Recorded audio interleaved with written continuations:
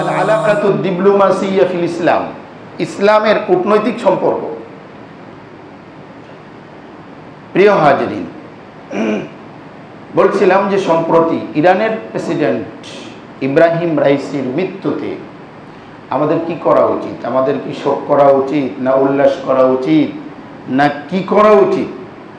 একদিক দিয়ে যদি আপনি বিশ্লেষণ করেন তাহলে ইরানি শিয়ারা মূলত পক্ষে তারা আহলুস সুন্নাহ ওয়াল জামাতকে খুব বেশি পছন্দ করেন না এবং তাদের ব্যাখ্যা বিশ্লেষণ ভিন্ন। তারা সাহাবীদের ব্যাপারে ভালো সম্পর্ক ভালো রাখেন না। এ সকল কারণে আমরা মনে করি ইসলামের মূল আদর্শচ্যুত তারা। এটা একটা দিক। অপর দিক যেটা মুদ্রার কয়না অপর পিঠ ইসলামের আদা উদ্দিন, যারা দিনের শত্রু, ইসলামের শত্রু, কালেমার শত্রু, নবী মুহাম্মদ রাসূলের শত্রু, যারা কোরআনের শত্রু, যারা মুসলিম নামটার শত্রু, এদের কাছে শিয়া সুন্নি বা অন্য কোনো বিষয়ে আলাদা বিভাজন নেই। তারা মনে করে যে ইসলাম মানে ইসলাম, ইসলামের কথা যে এবং যারাই বলে তাদের টুটি চিপে ধরা দরকার। তো এই একটা দিক, আরেকটা ওই দিক, দুটো বিষয় না? আমি যদি বলি সংক্ষেপে যে হ্যাঁ দুটো বিষয়। একটা বিষয় আকীদার প্রশ্ন, ঈমানের প্রশ্ন। এই সকল বিষয়ে আমরা মনে করি যে ইরান কখনো আমাদের আদর্শ নয়। অপর বিষয় যেটা আল-আলাকাতুদ ডিপ্লোমাসিয়া, সেখানে আমরা মনে করি মুসলিম নামের যারা আছে তারা সবাই উম্মাতুন ওয়াহিদা, একটা জাতি। ওয়াল কুফফারু মিল্লাহ, কুফফার একটা মিল্লাত, এর বিপরীতে মুসলিমরা হলো একটা মিল্লাত। কথা বুঝাতে পারছি?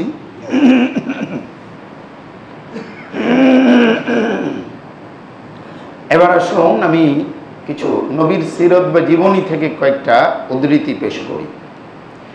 ইসলাম, আল্লাহ নবী সাল্লাল্লাহু আলাইহি ওয়াসাল্লাম যখন মক্কা থেকে হিজরত করে মদিনায় গিয়েছিলেন, মদিনায় যাওয়ার পরে নবী করিম সাল্লাল্লাহু আলাইহি ওয়াসাল্লাম ইয়াসরিবকে মদিনা বানিয়ে দিয়েছিলেন এবং মদিনাকে আল্লাহ নবী সাল্লাল্লাহু আলাইহি ওয়াসাল্লাম একটা ইসলাম রাষ্ট্র হিসেবে, মুসলিম বা ইসলামী রাষ্ট্র হিসেবে মদিনাকে আল্লাহ নবী সাল্লাল্লাহু আলাইহি ওয়াসাল্লাম দীর্ঘ 10 বছর শাসন করেছিলেন। এবং মদিনা হলো ইসলামের প্রথম কি ইসলামিক রাষ্ট্র। ইবনে হিশাম, সিরাতে ইবনে হিশামে মুহাম্মদ বিন ইসহাকের উদ্ধৃতি দিয়ে ইবনে হিশাম রহমতুল্লাহি আলাইহি আল্লাহ রাসূল সাল্লাল্লাহু আলাইহি ওয়াসাল্লামের মদিনার নাগরিকদের সবাইকে নিয়ে আল্লাহ নবী সাল্লাল্লাহু আলাইহি ওয়াসাল্লাম মদিনার যে রাষ্ট্র, এটা পরিচালনা করার জন্য একটা নীতিমালা তৈরি করেছিলেন, একটা ওসিকা, নীতিমালা, যেটাকে আরবিতে বলা হয়েছে কিতাবুর রাসূল সাল্লাল্লাহু আলাইহি ওয়াসাল্লাম। অন্যান্য ভাষায় বিভিন্ন নামে অভিহিত রয়েছে। আমরা সচরাচর বলে থাকি মদিনা সনদ, ঠিক কিনা? সেটা হলো কিতাবুর রাসূল। তো আল্লাহ নবী সাল্লাল্লাহু আলাইহি ওয়াসাল্লাম মদিনায় যাওয়ার পরে কিতাবুর রাসূল তথা লিখিত একটা চুক্তি বা লিখিত সংবিধান কায়েম করেছিলেন। এই সংবিধানের আওতার মধ্যে যেমন সকল মুসলিমরা এসেছিল, মদিনায় বসবাসরত ইহুদিরা এবং অন্যান্য কবিলা যারা ছিল তাদের ব্যাপারে এই চুক্তির বিভিন্ন ধারা উপধারা ছিল, অনেকগুলো ধারা। আমি দুই একটা ধারা সংক্ষেপে পড়ে শোনাই, দেখুন। সেখানের একটা ধারা এমন ছিল, ইন্নাহুম উম্মাতুন ওয়াহিদা মিন দুনিন নাস, যে এখানে যেই সকল মুসলিমরা রয়েছে, মুসলিম বলতে ছিল হলো মদিনা, মক্কা থেকে আসা কুরাইশ এবং মদিনার আউস এবং খাজরাজ সহ অন্যান্য গোত্র, আনসার, বলে কুরাইশ এবং আনসার সহ অন্যান্য মুসলিম যারা রয়েছে, আল্লাহ নবী সাল্লাল্লাহু আলাইহি ওয়াসাল্লাম বলেছিলেন ইন্নাহুম উম্মাতুন ওয়াহিদা মিন দুনিন নাস, এরা হলো সকল মুসলিম হলো একটা জাতি, মিন দুনিন নাস, অন্যান্য লোক এর আওতার মধ্যে নাই, অর্থাৎ সকল মুসলিম হলো একটা জাতি। দ্বিতীয় নম্বর পয়েন্ট ছিল ওয়ালা ইয়াকতুলু মুমিনুন মুমিনান ফি কাফিরিন ওয়ালা ইয়ানসুরু কাফিরান আলা মুমিনিন, অর্থাৎ একজন মুমিন যেন কোনো কাফেরের স্বার্থে অন্য মুমিনকে হত্যা না করে। ওয়ালা ইয়ানসুরু কাফিরান আলা মুমিনিন, একজন মুমিন যেন মুমিনের বিরুদ্ধে, ইমানদারের বিরুদ্ধে কোনো কাফেরকে সাহায্য না করে। অনেকগুলো পয়েন্ট, 50-60টা পয়েন্ট। ওয়ামান ইন্নাহু মান তাবিআনা মিন ইয়াহুদ ফাইন্না লাহু নুসরা ওয়াল উসওয়া গায়রা মাজলুমিন ওয়ালা মুতানাসির আলাইহিম। আমাদের এই চুক্তির মধ্যে যে সকল ইহুদিরা আসবে তারা আমাদের থেকে সর্বাত্মক সাহায্য সহযোগিতা পাবে, তাদের প্রতি কোনো জুলুম এবং অবিচার করা হবে না। এবং বিশেষ করে ইহুদিদের ক্ষেত্রে আরও দুই একটি চুক্তি, 4-5টা ধারা ছিল যে কোনো মদিনায় বসবাসরত কোনো ইহুদিরা আমাদের শত্রু, বিশেষ করে ওই সময় আল্লাহ নবী সাল্লাল্লাহু আলাইহি ওয়াসাল্লামের বড় শত্রু কে ছিল? মক্কার লোকজন ছিল। বিশেষ করে মক্কার লোকজনকে কোনো ধরনের সাহায্য সহযোগিতা করা যাবে না, না অস্ত্র দিয়ে, না বুদ্ধি দিয়ে, না অন্য কিছু দিয়ে। যদি প্রমাণিত হয় তাহলে কিন্তু তার ব্যাপারে বা তাদের ব্যাপারে যথাযথ ব্যবস্থা নেওয়া হবে। অঙ্গীকার ভঙ্গকারীর ক্ষেত্রে যে শাস্তি, সেই শাস্তি বলবৎ হবে। দুর্ভাগ্যক্রমে মদিনার ইহুদিরা কি করেছিল, মানে সে অঙ্গীকারগুলো রাখে নেই, ভেঙে ফেলেছিল। এবং আল্লাহ রসুল সাল্লাল্লাহু আলাইহি ওয়াসাল্লাম যথাযথ ব্যবস্থা নিয়েছিলেন। তো ইসলামের যে কূটনৈতিক সম্পর্ক, যেটা হয়তো ইসলামের কিতাব, হাদিস, কোরআন কিংবা ফিকার মধ্যে ওই শব্দে পাওয়া যায় না, যেটার জন্য আরবিরা এখন সরাসরি ইংরেজিকে অনুবাদ করে ডিপ্লোমাসিয়া বলে। ডিপ্লোম্যাটিক কর্মকাণ্ড, এখান থেকে ডিপ্লোমাসিয়া বলে। বাংলা আমাকে কূটনীতি বলি। ওরা এখন মানে শব্দগুলোকে সব ইংরেজি রেখে ওভাবে রেখে দেয়, ডিপ্লোমাসিয়া। হাজরান, তো যা বলছিলাম, তো ইসলামের কিতাবের মধ্যে যারা পড়েছেন, কিতাবুস সিয়ার একটা অধ্যায় রয়েছে, কিতাবুস সিয়ার। সিরাত এর বহুবচন হলো সিয়ার। এই সিয়ারের মধ্যে ওই সমস্ত ডিপ্লোম্যাটিক সম্পর্কের কথা আছে। নাম ভিন্ন হলেও ইসলাম কিন্তু অনেক ওসি এবং প্রশস্ত। এই কিতাবুস সিয়ারের মধ্যে রয়েছে যে কুফফারদের সাথে কেমন সম্পর্ক হবে, বহিরাগত কুফফারদের সাথে কেমন সম্পর্ক হবে, মুসলমানদের সাথে কেমন সম্পর্ক হবে, শত্রুদের সাথে কেমন হবে, যুদ্ধ চলা অবস্থায় কেমন হবে, এই সকল বিস্তারিত আলোচনা কিতাবুস সিয়ারের মধ্যে রয়েছে। ইসলামিক ফুকাহায়ে কেরাম সুবিস্তারে আলোচনা করেছেন।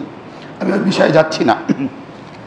আমি বলছি যে ইসলামের যেমন একটা আকীদার বিষয় রয়েছে, আল্লাহর ব্যাপারে, রসুলের ব্যাপারে, সাহাবীদের ব্যাপারে, অন্যদের ব্যাপারে, এটা একটা আকীদার যেমন বিষয় রয়েছে, ইসলামের আল আলাকাতুদ ডিপ্লোমাসিয়া, কূটনৈতিক সম্পর্কের ভিন্ন একটা বিষয় রয়েছে।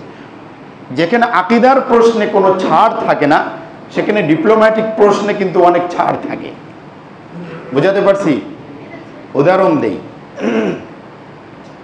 আল্লাহ নবী সাল্লাল্লাহু আলাইহি ওয়াসাল্লাম যখন মক্কা থেকে হিজরত করে মদিনায় গেলেন, মদিনায় যাওয়ার পরে যেই সর্বপ্রথম বড় যেই গজওয়া বা যুদ্ধটা সংগঠিত হয়েছিল এবং সেখানে মুসলমানদেরকে আল্লাহ নিরঙ্কুশভাবে বিজয়ী করেছিলেন, সেই যুদ্ধটার নাম কি? বদরের যুদ্ধ। কিন্তু বদরের যুদ্ধ হওয়ার আগেও কিন্তু ছোটোখাটো কিছু একটা সংঘর্ষ হয়েছিল, এবং সেটার কারণ ছিল আল্লাহ নবী সাল্লাল্লাহু আলাইহি ওয়াসাল্লাম মদিনায় যাওয়ার পরে মুফতি পালনপুরি রহমতুল্লাহ আলী আমাদের উস্তাদ বলেছেন, দুটো বিষয় নিশ্চিত করতে চাইলেন। দুটো বিষয়, একটা হলো মদিনার আভ্যন্তরীণ বিষয় সুরক্ষা রাখা, এই জন্য চুক্তি করলেন।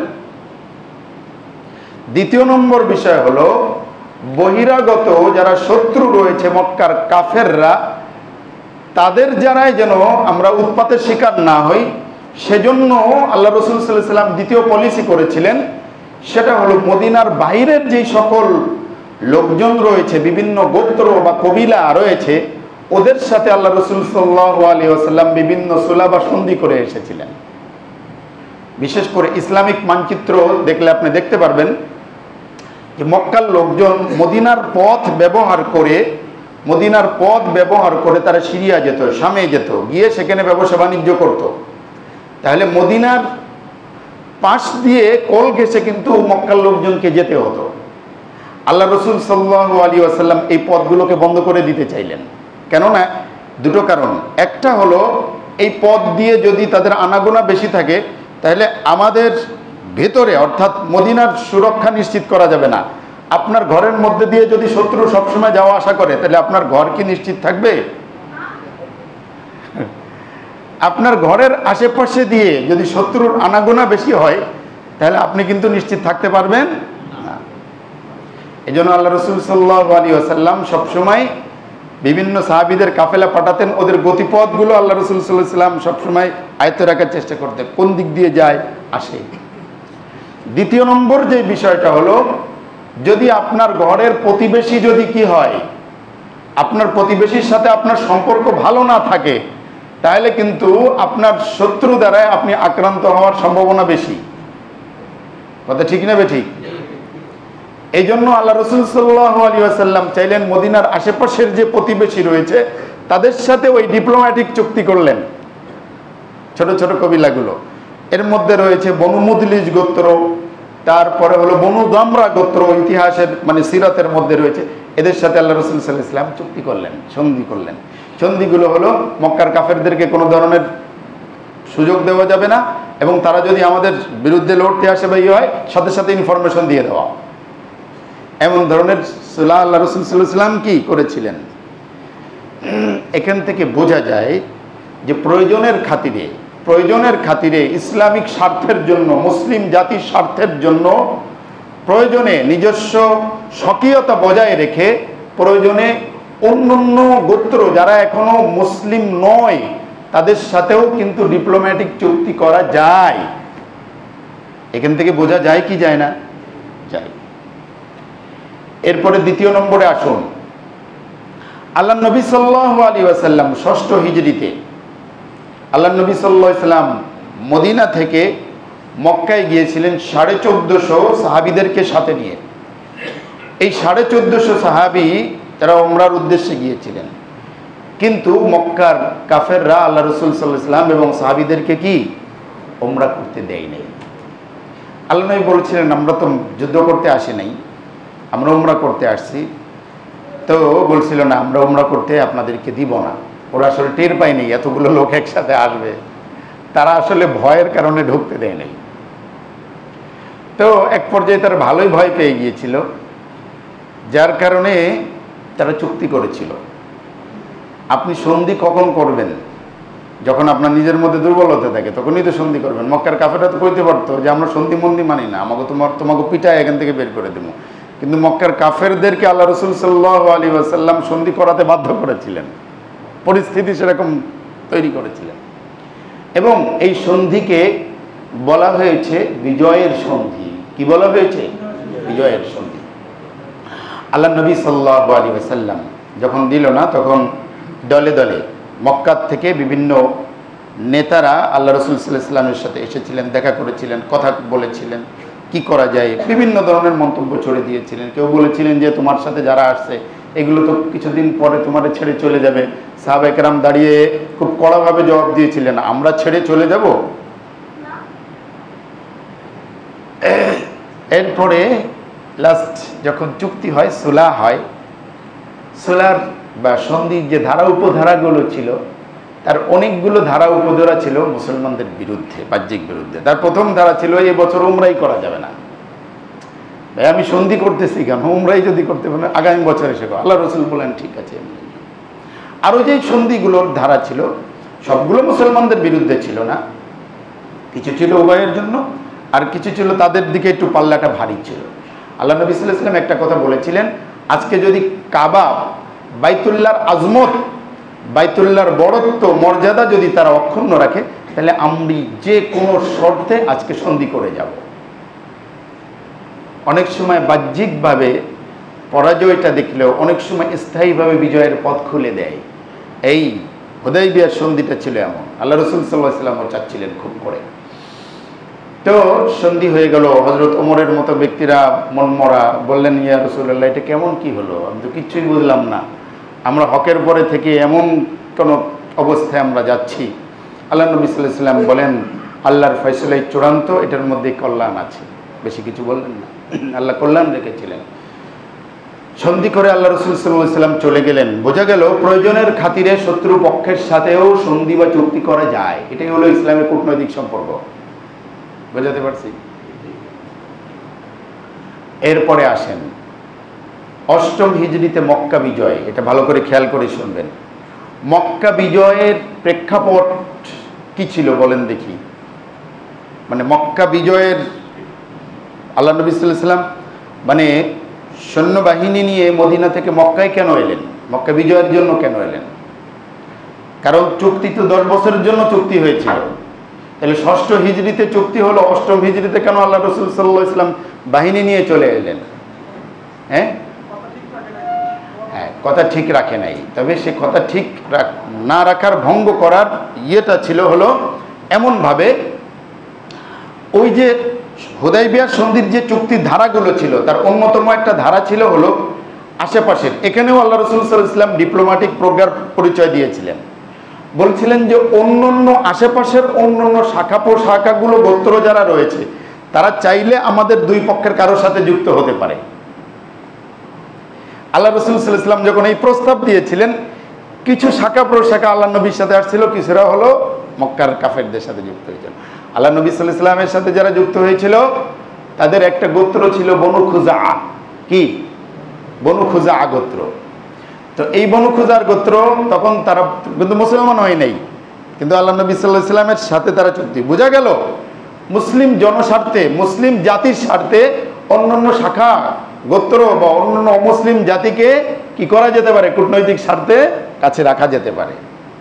এই জন্য বললাম যে আকীদার বিষয় একটা, কূটনৈতিক বিষয় আলাদা। কথা বুঝছেন? দুইটা বিষয়ে আমাদের সমন্বয় রাখতে হবে। ইসলামের কূটনৈতিক যে সম্পর্ক এত সূক্ষ্ম, এত গভীর, তারা আমরা অধিকাংশই জানি না, এবং রাষ্ট্রীয়ভাবে জানলেও সেটা খুব বেশি আমলে নেওয়া হয় না। মুআজ্জাজ মুহতারাম হাজিরিন, তো যা বলছিলাম, এরপরে দেখা গেল মক্কার কাফেররা কিন্তু সরাসরি চুক্তি ভাঙে নাই। চুক্তিটা ভেঙেছিল কারা? চুক্তিটা ভেঙেছিল হলো মক্কার কুরাইশদের মিত্র বাহিনীরা। ওদের সাথে যারা চুক্তিতে ছিল, মিত্র ছিল, তাদের একটা গোত্র ছিল বনু বকর। এই বনু বকরের লোকজন গিয়ে বনু খুজাআর লোকজনের উপর আক্রমণ করে তাদেরকে মেরেছিল কয়েকজনকে। তাহলে আমার মিত্রের উপরে যদি আপনার মিত্র এসে আঘাত করে, তাহলে নিশ্চয় সে আমার সদস্যের উপরে আঘাত করার মতো। বনু খুজাআ গোত্রের লোকজন এসে মদিনায় চলে আসলেন। মদিনায় এসে বললেন আমাদের উপরে এমন আক্রমণ করা হয়েছে। আল্লাহ রাসূল সাল্লাল্লাহু আলাইহি ওয়াসাল্লাম দূত পাঠালেন মক্কায়। দূত পাঠিয়ে মক্কার লোকজনদেরকে বললেন 3টে অপশন। কয়টা? 3টা। নাম্বার 1, 1 নাম্বার হলো যারা অপরাধ করেছে, এই অপরাধীদের বিচার করো। বিচার হলো যেগুলো লোক মারা গিয়েছে প্রত্যেকের রক্তপণ দিয়ে দাও। কাদেরকে বললেন? মক্কার কুরাইশদেরকে এবং তাদের মিত্রদেরকে। দ্বিতীয় নম্বর, যদি তোমাদের কাছে এটা ভালো না লাগে তাহলে ওই মিত্র বাহিনীর সাথে সম্পর্ক ছিন্ন করে অপরাধীদেরকে আমাদের হাতে তুলে দাও, আমরা বিচার করি। যদি এটাও ভালো না লাগে, 3 নম্বর অপশন হলো তাহলে আমাদের যে সন্ধি চুক্তি হয়েছিল ওই সন্ধি চুক্তি বাদ, যেহেতু তোমরা শর্ত মানো নাই। তো মক্কার লোকজন মনে করছে যে 2 বছর আগে মুহাম্মদ সাল্লাল্লাহু আলাইহি ওয়াসাল্লাম এক প্রকার বাধ্য হয়ে সন্ধি করে চলে গিয়েছে, এখনো মনে হয় আমরা যা বলবো তাই মনে হয় মেনে নিবে। তখন ওরা বলছিল যে আমরা প্রথমটা দ্বিতীয়টা মানি না। তাহলে কি করবে? প্রথমটা দ্বিতীয়টা মানি না মানে কি? দূত এসে বললেন ইয়া রাসূলুল্লাহ, ঘটনা এরকম। আল্লাহ রাসূল সাল্লাল্লাহু আলাইহি ওয়াসাল্লাম কোনো মন্তব্য না করে চুপচাপ থাকলেন। সাহাবীরা যা বুঝার বুঝে গেল। এর মধ্যে মক্কার লোকজনদের বোধোদয় হলো যে হয়তো কাজটা ঠিক হয় নাই। তখন আবু সুফিয়ান, মক্কার গোত্রপতি, সে মদিনায় এসে চাইল চুক্তিটা আবার নবায়ন করতে। আল্লাহ রসুল কি পেল না। অন্য সাহাবায়ে কেরাম কেউ পাত্তা দেয় না তারে। ওমরের কাছাকাছি হলে ওমর বলে আজকে তোরে পাইছি রে আবু সুফিয়ান, তোরে খাইলাম। ওমর তো সেরকম ব্যক্তি। হযরত আলীর কাছে আসলেন, আলীর কাছে এসে বললেন, আলী অত্যন্ত সহনশীল এবং প্রজ্ঞাময়। আলী বললেন রাদিয়াল্লাহু আনহু, দেখুন এ বিষয়ে আমাদের কারো কাছে কিছু করার নাই। আবু সুফিয়ান বলল যে আলী, যদি তোমার অবুঝ দুটো সন্তানও বলে যে এই চুক্তিটা নবায়ন করলাম, তবুও আমি আশ্বস্ত হতে পারি। বলে ওরা আর কি করবে? তখন বললেন, আমি কি করতে পারি? বলে আপনি মসজিদের মধ্যে গিয়ে, মসজিদে নববীতে গিয়ে ঘোষণা দেন যে আমি আবু সুফিয়ান মক্কা থেকে আসছে, আমি আগের চুক্তিটা নবায়ন করে গেলাম। আবু সুফিয়ান বললেন যে এইভাবে এক পক্ষের ঘোষণা দিলে কি চুক্তি নবায়ন হয়ে যায়? বলে হয় না হয় তা বলতে পারবো না, তা আপনি পরামর্শ চাইছেন, আমি পরামর্শ দিলাম। অগত্যা আবু সুফিয়ান সেই কাজই করে গেলেন। মক্কায় যাওয়ার পরে যখন বলা হলো, তখন লোকজন বলল, আলী তোমার নিয়ে মজা করছে। আবু সুফিয়ান বলছে, আলী আসলে আমার সাথে মজা করে নাই, কিন্তু ভিন্ন কোনো পথ ছিল না। আল্লাহ রাসূল সাল্লাল্লাহু আলাইহি ওয়াসাল্লাম যেহেতু চুক্তি তারাই ভঙ্গ করছে, আল্লাহ নবী সাল্লাল্লাহু আলাইহি ওয়াসাল্লাম কিন্তু কি করলেন? এই 10,000-এর বাহিনী নিয়ে মদিনার থেকে মক্কায় আসলেন ওই চুক্তি ভঙ্গ করার কারণে। চুক্তিটা ভঙ্গ মূলত সরাসরি কুরাইশরা করে নাই, কিন্তু তাদের মিত্ররা করছে, তারা সাপোর্ট দিয়েছিল। অন্যায় করা, অন্যকে সাপোর্ট দেওয়া একই অপরাধ। তাহলে এখান থেকে বোঝা গেল যে ইসলামের কূটনৈতিক সম্পর্ক সেটা হলো, যদি মুসলিম জনস্বার্থ থাকে তাহলে যেমন কূটনৈতিক সম্পর্ক ভালো করা যায়, কিন্তু মুসলিম স্বার্থ যদি জলাঞ্জলি দেওয়া দেয় তাহলে কূটনৈতিক সম্পর্ক ছিন্নও করা যায়। কথা ঠিক না বেঠিক? এখান থেকে বোঝা যায় কি না যায়? এখানে কূটনৈতিক সম্পর্ক ছিন্ন করে দেওয়া হলো না, ছিন্ন করে দেওয়া। মুআজ্জাজ মুহতারাম হাজিরিন, এরকম অনেক উদাহরণ রয়েছে। আল্লাহ রাসূল সাল্লাল্লাহু আলাইহি ওয়াসাল্লাম হুদায়বিয়ার সন্ধির এই সময়টা ছিল অত্যন্ত সোনালী সময়। এই 6ষ্ঠ হিজরি থেকে নিয়ে শুরু করে আল্লাহ রাসূল সাল্লাল্লাহু আলাইহি ওয়াসাল্লাম 8ম হিজরি, যেহেতু যুদ্ধ বিগ্রহ হবে না, আল্লাহ রাসূল সাল্লাল্লাহু আলাইহি ওয়াসাল্লাম নিশ্চিন্ত মনে রাষ্ট্রীয়ভাবে, আন্তর্জাতিকভাবে বড় বড় রাজা বাদশাদের সাথে যোগাযোগ করা শুরু করলেন।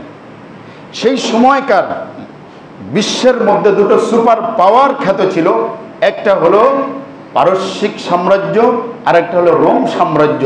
রোমান সাম্রাজ্যের অধিপতি যারা ছিল তারা ছিল ধর্মে ছিল খ্রিস্টান, আর পারসিকরা ছিল ধর্মে মাজুসি বা অগ্নি পূজারী। আল্লাহ নবী সাল্লাল্লাহু আলাইহি ওয়াসাল্লাম এদের সাথে যোগাযোগ করলেন। সহিহ বুখারীর একেবারে প্রথম অধ্যায়ে বাবু কাইফা কানা বাদুল ওয়াহী ইলা রাসূলিল্লাহি সাল্লাল্লাহু আলাইহি ওয়াসাল্লাম এর 7ম নম্বর হাদিস, 7ম নম্বর হাদিসের মধ্যে আসে আল্লাহ রাসূল সাল্লাল্লাহু আলাইহি ওয়াসাল্লাম সেই সময়কার সুপার পাওয়ার রাষ্ট্র রোম সাম্রাজ্যের বাদশা হেরাক্লিয়াসের কাছে আল্লাহ নবী সাল্লাল্লাহু আলাইহি ওয়াসাল্লাম চিঠি দিলেন। কূটনৈতিক সম্পর্কের কথা বলছিলাম। চিঠিটা বুখারীর মধ্যে আসছে। কি মর্মে চিঠি দিয়েছিলেন সংক্ষেপে ছিল, আল্লাহ নবী সাল্লাল্লাহু আলাইহি ওয়াসাল্লাম বলেন, মিন মুহাম্মাদিন রাসূলিল্লাহ ইলা হিরাকল আজিমির রোম, মুহাম্মদ সাল্লাল্লাহু আলাইহি ওয়াসাল্লামের পক্ষ থেকে আজিমের রোম, রোম অধিপতি সম্রাট হেরাক্লিয়াসের কাছে। চিঠির ভাষা এত মানে অল্প এবং এত অর্থবহ, আসলিম তাসলাম, ইসলাম গ্রহণ করুন, নিরাপদে থাকুন। ইউতিকাল্লাহু আজরাকা মাররাতাইন, আল্লাহ আপনাকে দ্বিগুণ সওয়াব দিবেন, আপনার নিজের সওয়াব, আপনার জনগণের সওয়াব। ফাইন তাওয়াল্লাইতা, আর যদি আপনি মুখ ফিরিয়ে নিন, ফাইন্না আলাইকা ইসমুল ইয়ারিসিয়িন, তাহলে আপনার গুনাহ তো হবেই, আপনার প্রজারা যারা ইয়ারিসিয়িন অর্থাৎ রোমানরা, সাধারণ রোমানরা, ওদের অপরাধের দায়ভার আপনার কাঁধে চাপবে।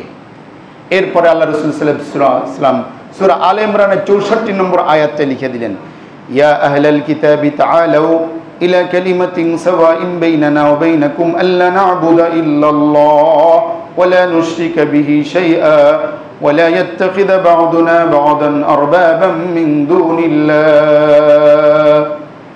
হে আহলে কিতাব, আহলে কিতাব বলতে কোরআনে কারিমে সাধারণত দুটো জাতিকে বোঝাইছে। কয়টা জাতি? ইহুদি এবং খ্রিস্টান।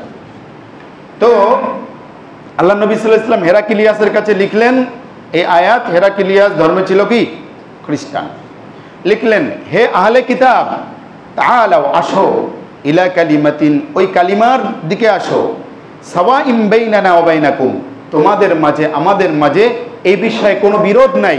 সেটা কি? আল্লাহ না'বুদা ইল্লাল্লাহ, এক আল্লাহকে ছাড়া আমরা কারো ইবাদত করি না, করব না। এই বিশ্বাস তোমাদেরও করা উচিত, আমরাও সেই বিশ্বাস করি।